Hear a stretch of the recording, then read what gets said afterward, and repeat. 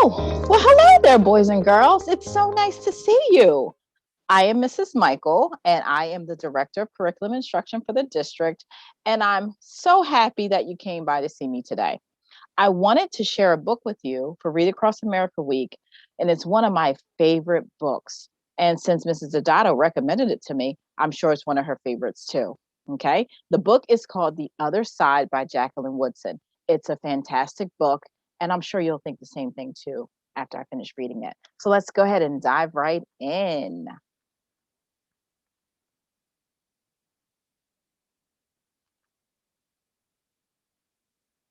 The Other Side by Jacqueline Woodson.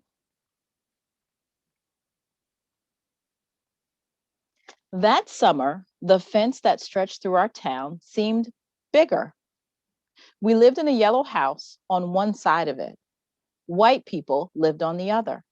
And Mama said, "Don't climb over that fence when you play." She said it wasn't safe.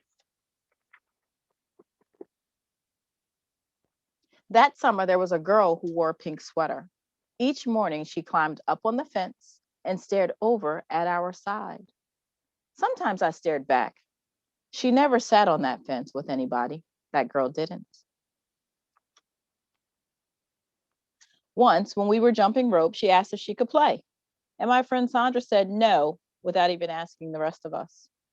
I don't know what I would have said. Maybe yes, maybe no.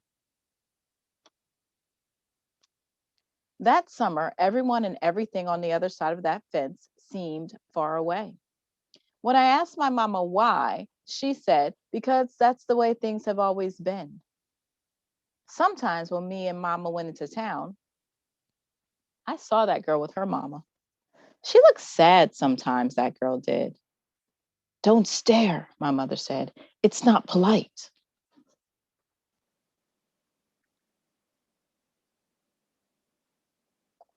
It rained a lot that summer. On rainy days, that girl sat on the fence in a raincoat. She let herself get all wet and acted like she didn't even care. Sometimes I saw her dancing around in puddles, splashing and laughing.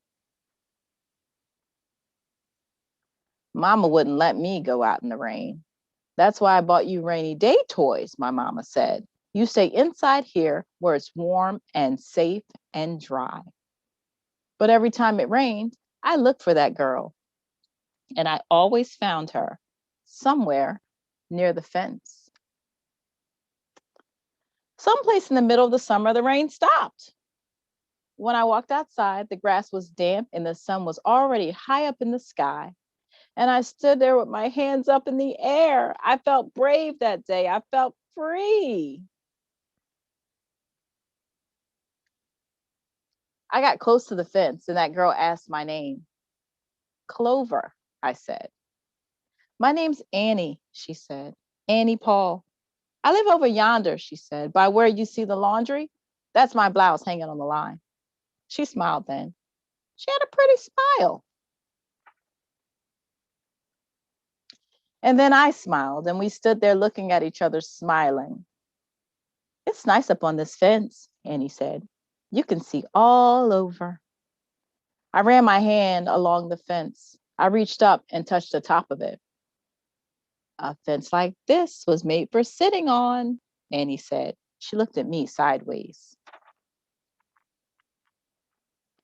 "My mama says I shouldn't go on the other side," I said. "My mama says the same thing, but she never said nothing about sitting on it." Neither did mine," I said.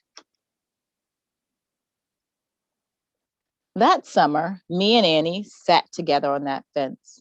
And when Sandra and them looked at me funny, I just made believe I didn't care. Some mornings, my mama watched us. I waited for her to tell me to get down from that fence before I break my neck or something, but she never did. "I see you made a new friend," she said one morning. And I nodded, and mama smiled.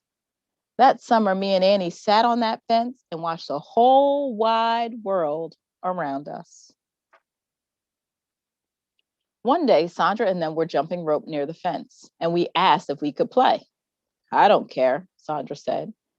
And when we jumped, Sandra and me were partners, the way we used to be.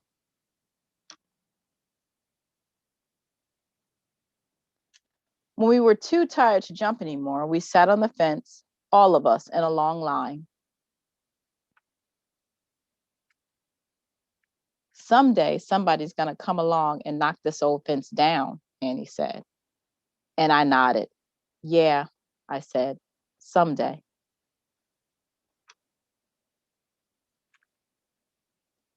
The end.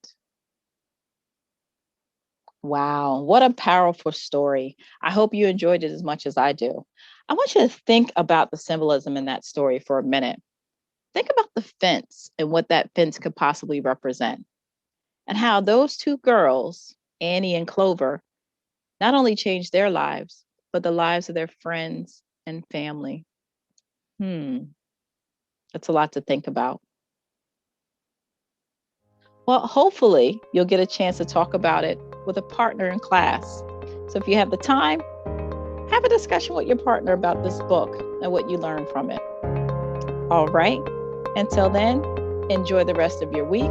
Happy Read Across America week, and have a great day. Bye-bye, guys.